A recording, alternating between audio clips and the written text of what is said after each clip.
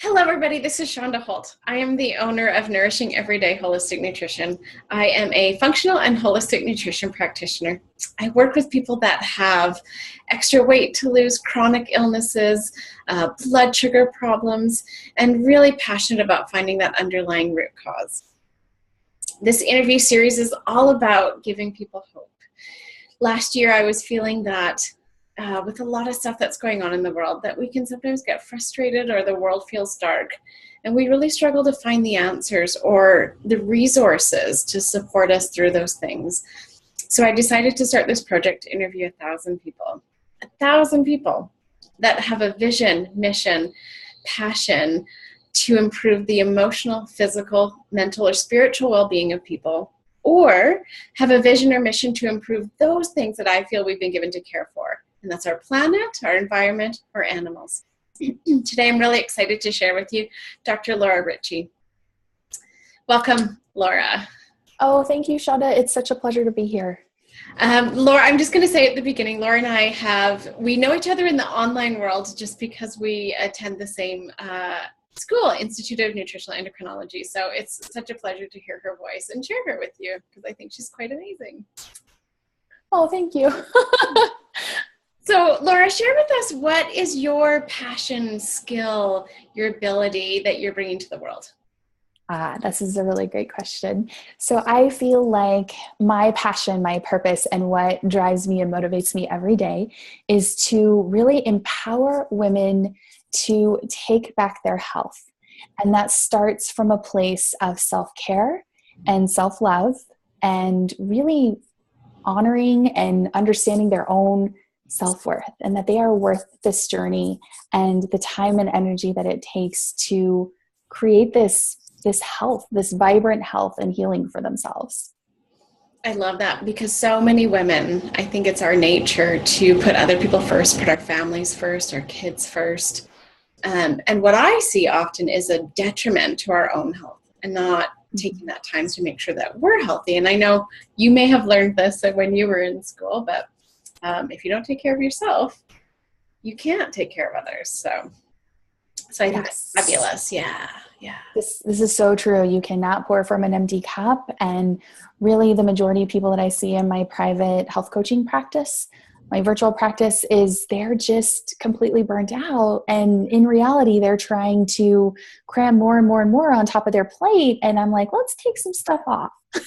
let's say no for a little while and create healthy boundaries so that we can help you reach your goals. And then you can give from a place of joy and supporting yourself when it feels really good versus when it feels kind of forced and yucky. Right. Yeah. So tell us, Laura, where did you go to school? What's your training? What's your background? Who are your mentors? Yeah, this is a great question too. I'll talk a little bit about my professional training and background and a little bit about my own personal health journey because I feel like it definitely played a part in how this all evolved. So my background is in physical therapy. I have a doctorate in physical therapy from Texas Tech University Health Sciences Center. And I really went on after PT school to specialize in women's health and pelvic floor rehabilitation, which is a specialty, and there are postgraduate courses and work that you take to do that because of my own personal journey and struggle with pelvic pain. And that's kind of how that evolved and how I got into women's health and really found a passion for that because there's not a lot of people who do that and treat that. And then it was through my own health crisis. I was diagnosed in 2011 with an extremely rare sarcoma called a desmoid tumor, or an aggressive fibromatosis. And these are extremely rare. About 2 to 4 out of 1 million people get them. Only about 900 new cases every year. So I always joke that with odds like that, I should have got a lotto ticket, right? But it was a huge learning experience for me. A very humbling experience for me because I was in my 20s. I was like, and I thought I was healthy, right? I was eating all of the low fat and whole wheat and Diet Cokes and all of that stuff, thinking I was doing the best thing for my body. And this was a huge, huge wake-up call for me. So I had the tumor, the sarcoma, was actually the size of a softball, and it was taken out, and they had put synthetic mesh in, and then the mesh herniated, so they put more mesh in, and then that herniated again, and I ended up having a complete abdominal wall reconstruction related to that. And I was told, you can't work for a year. You can't work for a year as a PT. You can't lift anything over 5 pounds. And on one hand, being this physical therapist, and that was my identity, and I was like, oh my gosh, what am I going to do? And then on the other hand was, wow, I feel like I can finally get the rest that my body needs to really heal from all of these surgeries and this experience that has happened to me. And I went to ND Anderson Cancer Center. They have a skilled team for these types of sarcomas. And I had asked them, what can I do to ever prevent this from coming back? Because they basically told me I had a 50-50 chance. And I didn't like those odds at all. It's like flipping a coin. It's not encouraging at all. And I said, what about diet? What about lifestyle? And they told me, just keep eating the standard American diet. There's nothing that nutrition's going to do for this. And I thought, ooh, something intuitively was like, no. And I thought, I'm pretty sure that's how I got sick in the first place. So I got my own health coach, and I found Jessica Drummond with the Integrative Women's Health Institute. She is amazing. She worked with me on changing my diet, and I saw so many things improve. Even some things that surprised me, like I had some knee pain that was going on as a PT. I was stretching and strengthening and ultrasound and autophoresis and using all the tools that I had in the clinic. And 3 months into changing my diet, that knee pain went away and never came back. And that was mind-boggling to me. That was inflammation. I was like, I have to learn more about this. I asked Jessica, do you need help doing this work? And she had then created the Institute, and I took her 1-year certification in women's health and functional nutrition coaching. Dr. Rita Marie, who does the Institute of Nutritional Endocrinology, she was a guest speaker. And I was like, oh my gosh, I have to learn more. I have to dive deeper into this. So I am doing her program with you, which we're both doing. She's amazing. And just wanted to learn more and more about this. And I started becoming open to trying other things because the prescription medications weren't working for me. I wasn't having good reactions with them. I had a trusted friend who's also a registered nurse who talked to me about essential oils. I started using those as well, got amazing results with those. So now I'm also an essential oil educator and leader with doTERRA International. And I think we just pull in things, and that's what I try to do, is pull in a lot of things to help and support my clients. I don't think there's a one trick pony to this. There's no magic bullet, magic pill. If there is, please contact me. I would love to learn more about that. But it's really setting that foundation, exactly how you said, Shonda, so beautifully. It's getting to that root underlying cause and having things to support us with that. And really looking back, it's so funny to me because I came from a place of thinking that a gluten-free lifestyle was very hippy-dippy, or essential oils were very hippy-dippy, or functional medicine, what is that? To really completely embracing it, because while Western medicine was really helpful with rebuilding my abdominal wall, or I later found out that I had adult hip dysplasia, and they are building me new hips, which is pretty incredible, and I'm so grateful for that. For the underlying fatigue, for some of those things that I was dealing with, it wasn't really working. And I was told, you have chronic fatigue syndrome, you have fibromyalgia, there's nothing we can really do. And then later in 2015, found out that I had Lyme. So it's all about getting to that underlying root cause. For me, nutrition was a diagnostic tool to help me figure that out. I also feel like part of my mission is just to encourage people and let them know out there that there is always, always hope. A second opinion can change your life, can save your life, and to really trust your inner wisdom and your intuition. And that is your guiding light to helping you heal. And that is what I do with my private health coaching clients, is really get them to tune into that, because I feel like it's essential. Yeah, there's a few things I love that you said, Laura, that I just want to highlight.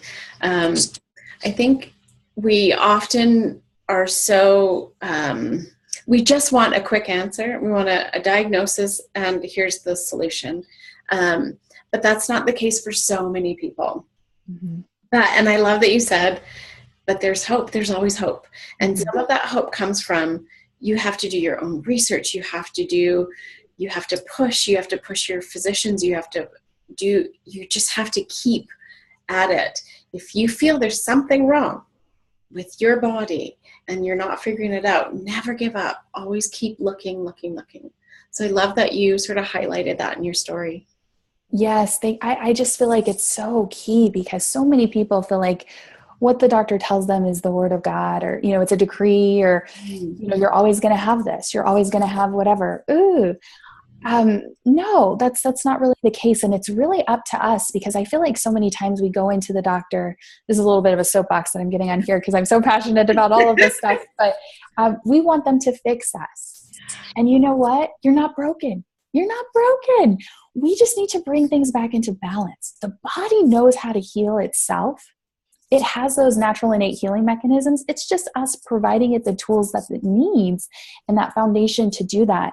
And this is so key. And please know too, if you're seeing a doctor or a healthcare professional and they are getting really upset with you or telling you you're just going to have to live with this for forever, sometimes that may not be a reflection necessarily of what's going on with you, but maybe a reflection that we are kind of reaching their level of expertise in this situation. And they're telling you, I'm not the right person to help you. And that's a blessing, because I think a lot of times we get really upset with that. But Stacey Robbins, she's a really amazing lady. I like her books and I follow her a lot. And she talks about those are the orange cones. So we need to bless those orange cones. They're saying, caution, go around. I'm not the right person to help you.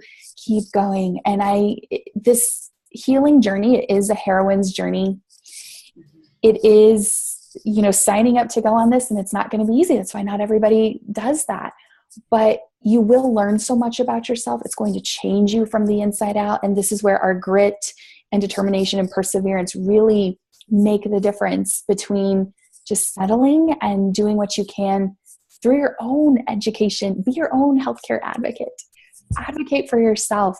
Do your education and resource and seek out those experts, because I really feel like it takes a team. I don't think there's going to be one magic person, but a team to support you in a lot of different areas, especially with complex cases.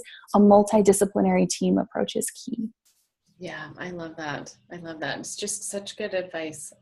One of the things I want to do this year, Laura, maybe you'll be interested, is to put together like a little summit on how to manage Western medicine with more of an alternative view. Oh, what a beautiful idea. I love that. And I have an alternative view, not too hippy dippy.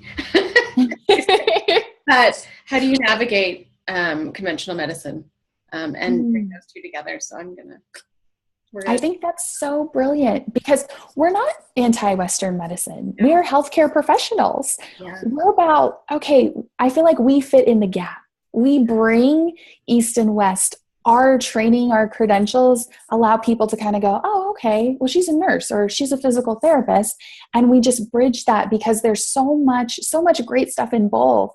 And we're not saying throw the baby out with the bathwater. We're saying bring it together to support your health and healing. Yeah. And give people the tools to know how to go to an appointment, how to get what they want out of it, how to feel heard. Yeah, I think that. So anyways, that's a little side note. Just made me do that. So I love it. I love it. Tell us, so you're obviously very passionate about health and your own journey, but now you've made a business out of it. And why is that? Yeah. Isn't that funny how things evolve, and I'm now doing something that I never ever thought that I would do? I feel like God, the universe, things happen and put you right in the right place at the right time. And that's what's kind of evolved with this. So I needed a job that was flexible for my own health and healing and to really practice what I was preaching. But also I realized there's such a need for this. Nobody's doing this work. Not a lot of people. We're in the minority with the work that we're doing here. And it is so needed, because people are looking for answers. People are looking for help. And so when I started my health coaching practice, that's really what I was doing. And it's amazing with our technology now that we can work with people virtually, that I can talk to you. You're in Canada, I'm in Texas, and this is pretty amazing. And just support people from a different avenue. And that's what I feel like I do in my health coaching practice, because now more and more people are reaching out to me for support with pelvic pain and nutrition. That's kind of a niche that I have. Some people reach out to me for Lyme and getting help and support with that, for adult hip dysplasia or periacetabular osteotomies, or support before and after surgery. And these are kind of little niches, because from experience. And I really feel like when you have personally experienced something, you kind of become the expert on it. You have this knowledge that is different than reading it in a textbook. And as a physical therapist, it was so different for me being the clinician versus now being the patient and experiencing that. Like right now I'm recovering from a hip scope and I'm on a walker or crutches, and I taught a whole lot of people how to use those tools, but it's different when you're on them.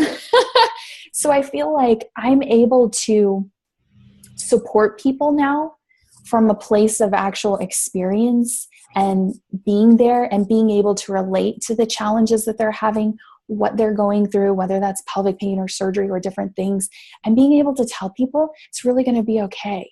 You got this. Here's some tools to support you and just guide them. And it gives me such a sense of purpose. I love what I do. I love just my health coaching client earlier this week. She said, I had pain-free intercourse for the first time ever. And I had tears in my eyes. I was just so excited because you're making a difference. Ooh, see, we're tearing up right now. Here we go. We're getting real.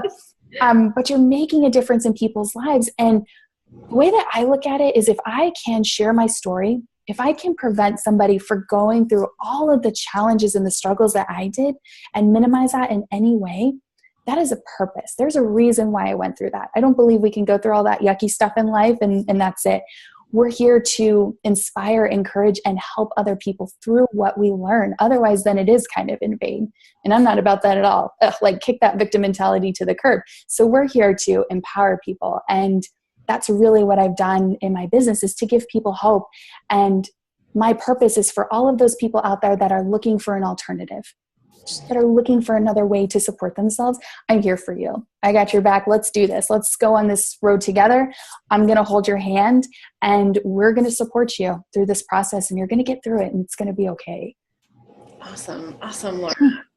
Tell us what you love most about what you do. I love the interaction with my clients. I really love having that one-on-one relationship with them. I love having that time with them where I can really dive deep into their situation, where I can hold space for them. In the Western realm, when I was working as a PT, it was always rush, rush, rush. It was always documentation and insurance, and my visits were getting less and less and less time. We need to shorten this up. And it just felt really icky and really like I couldn't spend the time that I really felt like people deserved and needed. And now I get to do that. And I enjoy that so much because I feel like I am helping people get to the underlying root cause. And sometimes, and it's a beautiful correlation of all of the things that I do. Sometimes I'll put on my PT hat and I can provide education from that piece. Sometimes I put on my functional nutrition hat and provide education there. Sometimes it's coaching. Sometimes it's figuring out, okay, let's give some accountability. Okay, we made this action step and we're not following through with that. What's going on there? Let's explore that a little bit. It's really, really fun for me because I feel like there is no happenstance. All of the training and education that I've had up to this point has led me to this place. And it's fun to just combine all of my tools. So I think that's one of the fun things that I just love most about doing what I do, is I feel like I can do a lot of things, incorporate a lot of skills to help people. Awesome. Tell us, would you, or why would you ever suggest somebody else ever do what you do? That's a good question, because to be honest, I was like, I never want to be an entrepreneur. I never want to own my own business. No. I was very, very against that. I would just suggest to people that you have to follow your inner wisdom.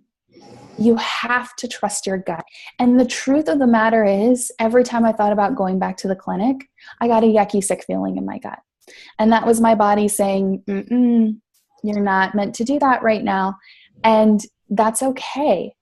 But I would just encourage people. And it's funny, I learned it the hard way. I really resisted and all of these things happened, and it's kind of led me to this path. But that's the most important thing. You want to follow your passion. You want to follow what lights you up. And whatever that is, whether that's health coaching or doing whatever makes you happy. But it's really critical for your health and wellness too, to have something that you're doing that is really making an impact and that you feel like is making a difference in the world. Beautiful, beautiful. Tell us and describe how you actually work with people.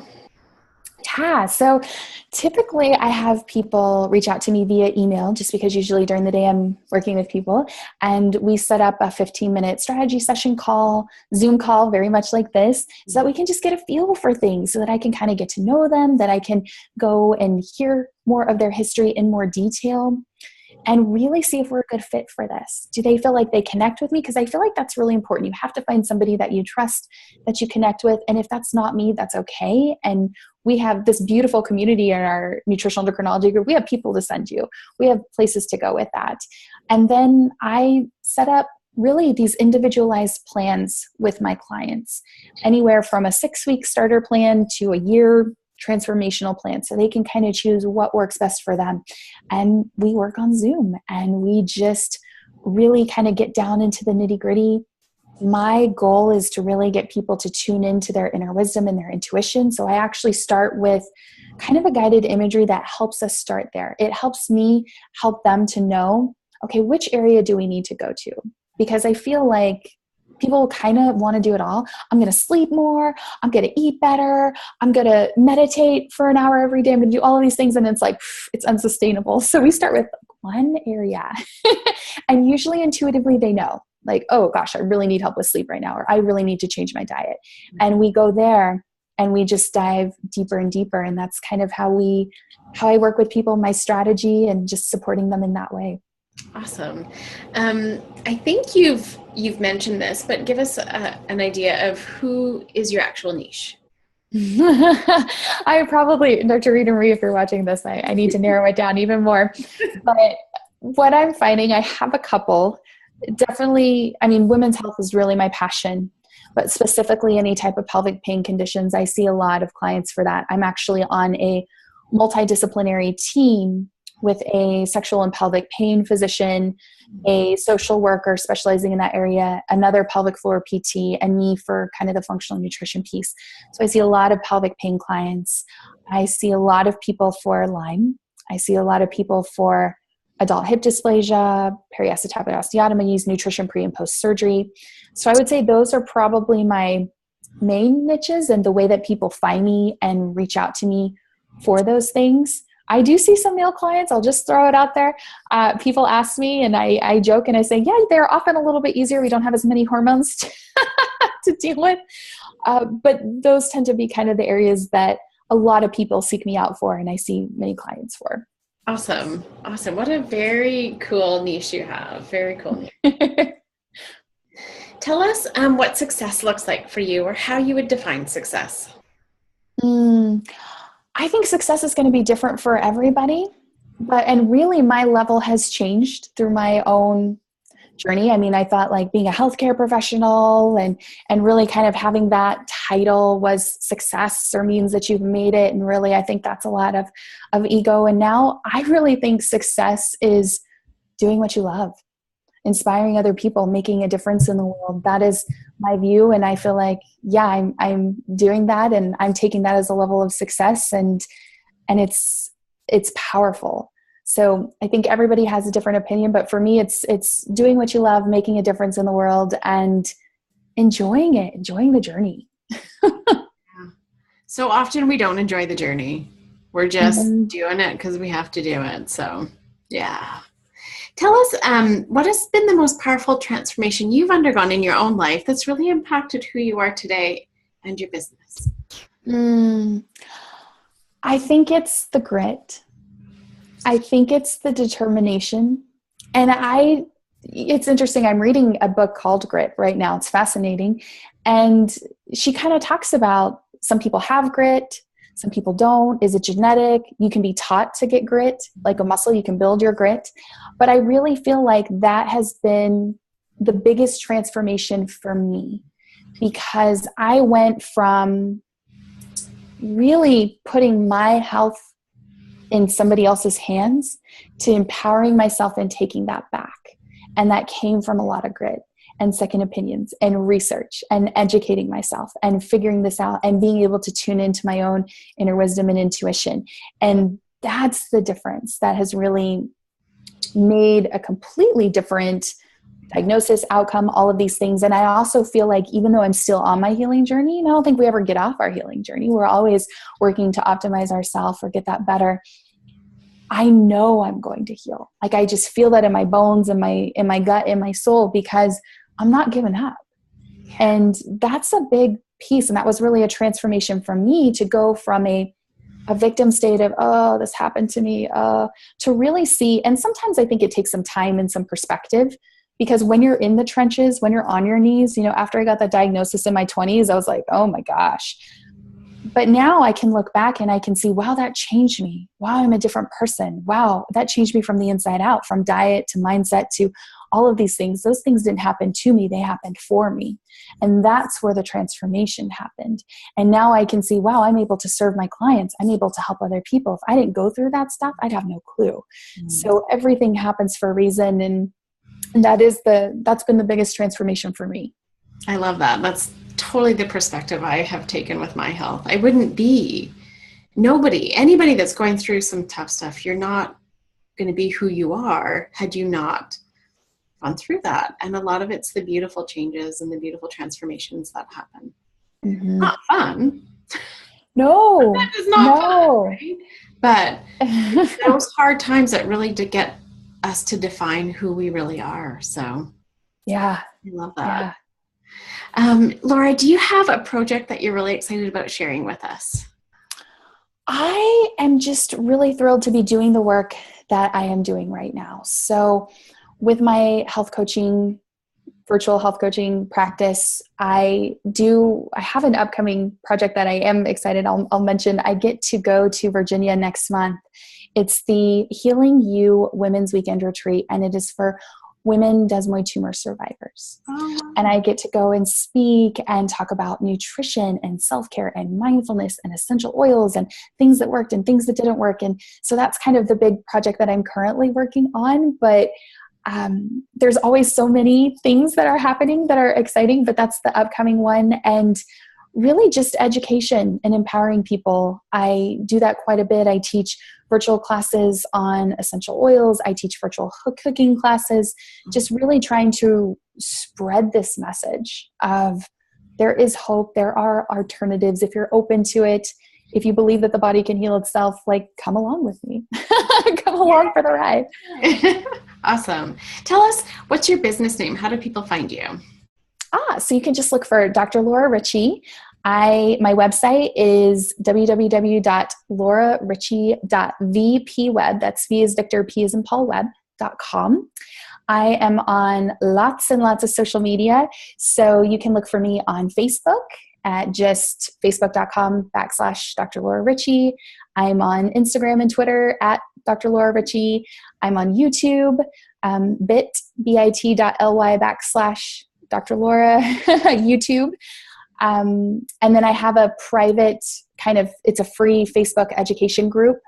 If you just search Dr. Laura Ricci Essential Oil Education, you can request to join that and be there. I do a virtual class about once a month on different topics, and just really to support people in all of those different ways. My email is women's health coach, WOMENSHEALTHCOACH @gmail.com.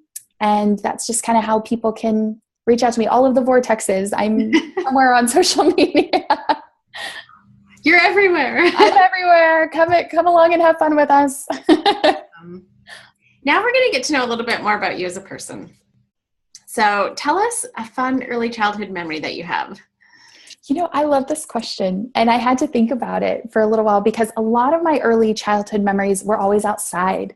So when I was thinking about this, I remember swinging on the swing set, feeding the ducks, going swimming. A lot of it had to do with nature, and I definitely feel very connected to nature. So a lot of it was outside. A lot of it was singing outside. So those were kind of the early things that I really remember doing with my family, being outside flying kites, just a lot of outdoor activity, which even to this day as an adult, nature just really fills me up. Yes, yes. How old do you think you are for that very first memory you have outside? Maybe 5, if I am remembering this correctly, maybe 4 or 5. it's interesting when I really think about the first big memory that I have. I didn't even discuss this, but when I was 2, my appendix ruptured and I almost died. They caught it 3 days after it had ruptured. I was sick for a very long time. And again, it's interesting actually now as I'm talking this out with you, there is this theme going through my life of my mom knew something was wrong and the doctors kept saying, you have the flu, she's fine. Then day 3, my mom called the doctor. He was saying the same thing. And she said, my child is dying. I'm taking her to the ER. You can meet us there if you want. My mom saved my life basically by trusting her mother's intuition. But that is really when I think about it now, it's just kind of coming. It's interesting. See, we're talking it out. And I remember waking up after the surgery and I really didn't want to walk because it hurt. It was hard. And I remember my parents got me a Teddy Ruxpin. Do you guys remember Teddy Ruxpins? Oh man. And I was in a little red wagon that was being pulled and they would pull me to the little playroom. And I remember there was a pink panther on the door and I thought that was really cool. So actually that would be around 2.5 years old. And that is just coming up right now. Very interesting. Yeah, very, very interesting. That doesn't sound like a fun memory, but it is a very early memory. And it is. And maybe, it may not sound fun, but it's interesting to me now as I'm recovering from hip surgery and kind of doing that is that sometimes we have to do stuff that we don't like move after surgery. Sometimes it's uncomfortable. Sometimes it hurts, but that's how we kind of move through these things. So wow, that was interesting. Ooh, see, you're doing some powerful questions here. So let me ask you, why do you think that memory is so clear? And do you believe that memory has impacted who you are today? Now you can choose the one where you were 2 or your later one. Well, I think we have to go with the one that's 2 because that just surfaced. We have to go there. It surfaced for a reason. It really mirrors a lot. When I think about it, it does mirror my journey of this being misdiagnosed or being put off because initially with the cancer diagnosis, I knew something was wrong. I went to my family doctor. I thought it was my thyroid. I said, please test my thyroid. He refused to test my thyroid. He told me that it was just depression and that I needed to start antidepressants. That's how that went down. And I said, I'm not taking it. I refused to take that prescription. I was like, that is not what's going on. I got a second opinion from my OB-GYN. He palpated my abdomen. He found the mass. He found the tumor. So he was my angel. He actually listened to me. Again, second opinions, guys, they can save your life. They can transform you. And that's been an interesting journey with kind of mirroring what the doctor told my mom. You're a new mom. You're overreacting. It's the flu, blah, blah, blah. Like, trust your gut, trust your intuition. And I think that's probably the most important gift that I can give to my health coaching clients and educate people is tuning into that. Yeah. Because that is key and critical. Yeah. That's our superpower. Right? Yeah. I love that. Yeah. Keep going. Keep going. Okay. Laura, the next questions are short answer, but you're welcome to expand on any of them. Are you married, Laura? I am to my best friend. We both went to Texas A&M University, so we're both Texas Aggies. But yes, we've been married. We'll be married for 9 years in August. Oh, wow. We're coming up to our 10th this year. So. Oh, fun. Yes. Yeah. Do you have any kids, Laura? We do not. So this is actually an interesting thing for me is I chose physical therapy. One of the reasons why I chose this profession was because I wanted to be a mom desperately. And I wanted to be able to work part-time or have that flexibility in my schedule to be a mom because I really wanted to be a hands-on mom. And through this journey, with the cancer, we were told that desmoid tumors have estrogen receptors and that if you were to get pregnant, it could increase the likelihood of a recurrence. And we talked about that 50% flip in a coin thing. So that didn't sound like a really good idea. It was kind of recommended not to do it for that reason. Mm-hmm. And then with the adult hip dysplasia and the things going on with my hips, that was kind of another challenge that happened. And then kind of what really sealed that was after the complex abdominal wall reconstruction, I was told for medical reasons, they had put permanent stitches into my abdomen and moved my abdominal muscle. And he had said, your abdomen just physically will not be able to hold during a pregnancy. And so I went through this period. It didn't hit me till 2 weeks after that surgery. And I was watching the movie Up. Have you seen that Disney movie Up? And that opening scene, and I was like, whoo! Like I totally lost it. I was like, this is really intense for a children's movie. Mm-hmm. But I went through this grieving process. And I realized it was like the loss of a dream. I had decided what my life should look like, that I was going to do this and this and this. And I realized the only way that I was going to be happy and be able to move through this was to accept where I am in this moment, and that life didn't turn out the way that I thought it would, but that's okay. It doesn't mean that anything's wrong. And it took me on this soul journey, because we had to decide, are we going to freeze eggs? Are we going to get a surrogate? Are we going to do all this stuff? Are we going to adopt? And honestly, after finding out about the Lyme and the hip surgeries and all that stuff, I really decided that I was going to focus on my health and healing and support me and see where that was. And it's actually allowed me in a way, because I think we can be mothers without being biological mothers. And I feel like I do that for my health coaching clients and just other people. I can educate them.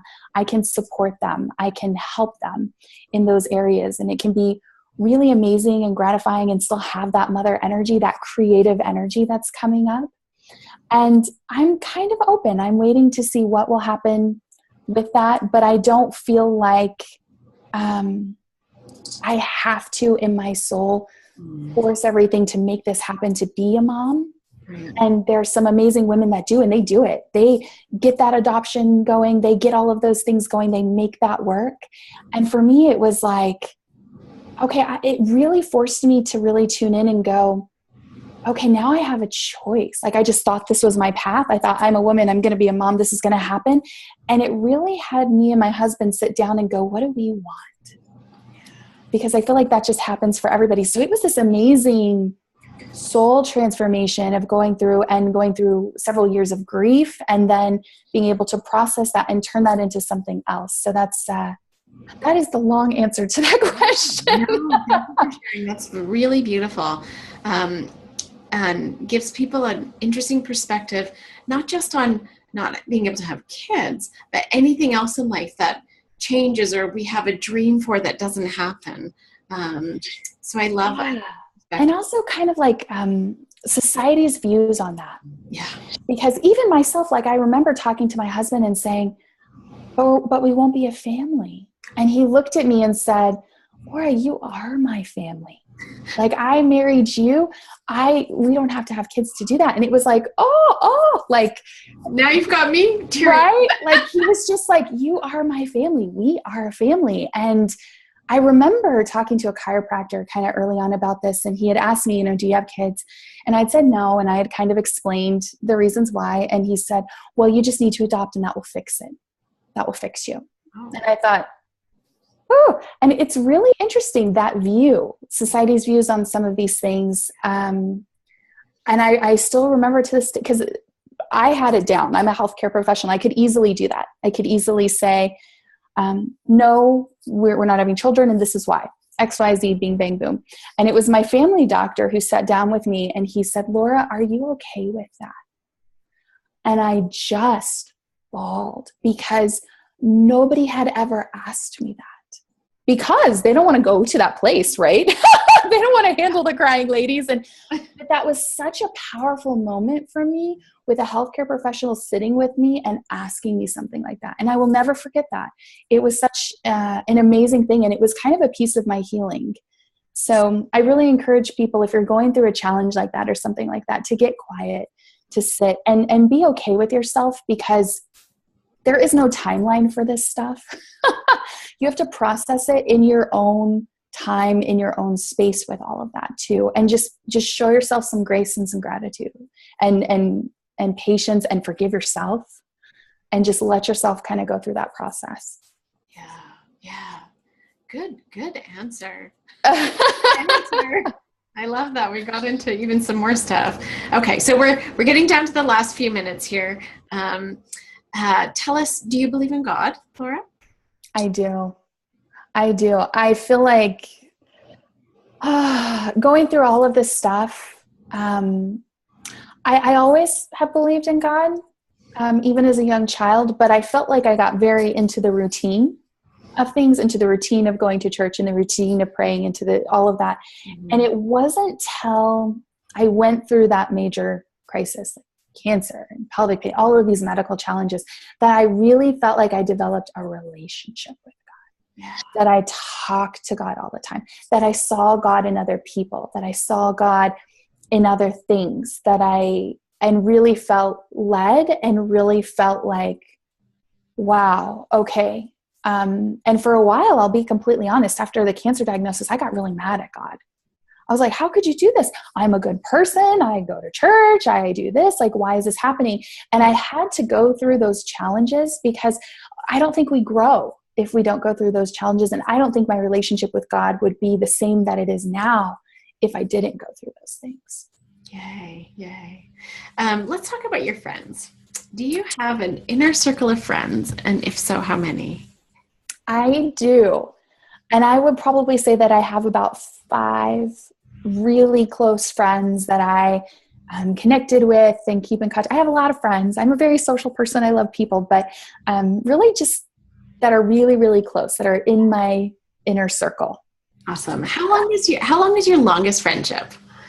My longest friendship is one of my friends from high school that we have known each other. So gosh, we knew each other back in elementary school, and then I went to a different middle school, and then we kind of reconnected again in high school. So we're talking, maybe 15, 16 years, something like that. So it's very powerful, and it's so fun, right? I can reconnect with her, and it's like we never were away. Yeah. Those are the fun ones. Those are the fun ones. Tell us what a really good close friend would say makes you fun. This was such an interesting question. And this was a question that I really was like, oh man, what would they say? And I actually had to ask one of my close friends and ask my husband. And it was funny because they both said the same thing. They said, your sense of humor. Mm.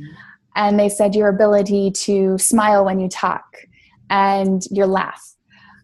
So that is something, because I was wondering, am I fun, guys? What do you guys think? And they were like, yeah. So and it was funny that they all said the same thing. So I was like, okay, well, that's confirmation. Awesome. That's awesome. I love it when we're actually pushed to reach out to our friends and our family to find out their perspective of us, because we often think very different about ourselves than how the world sees us. Yes. And I love that question, Shonda. I thought it was so great because I was like, ooh, I'm going to have to phone a friend to figure this out and ask them. Laura, in closing, is there anything else you would like to share? I would just like to, again, reiterate to people that have gone through really tough times or are feeling like they're lost, they're stuck, they're on this healing journey, they're scared, they're contemplating whether or not are they going to get better, to just reiterate that there is always hope, to never, ever give up, to keep searching, and that really the answers and the healing come from you, that we have to take responsibility for our own health and healing because no one's going to do it for us. And you're worth it. You are worth this process. You are worth this journey. There's a reason, I believe, for everything, and I've learned so much through this process, but there are lots of people out here who believe in you, and we are here to help you with that. So seek us out. There's a lot of us light workers and people that just care, like you and me and all of our people, and we're here waiting to help you. So come and find us. We'll be waiting for you. Exactly. Thank you, Laura. What an absolute pleasure to get to know you a little bit better. And to share with the world your passion. As I said at the beginning, the purpose of these interviews is to show that there's hope. There's always hope. And I love that Laura said that. There's always hope. So at the end of this series, which may take a few years, we'll know that there's at least 1,000 people who are bringing hope to the world and more. Take care.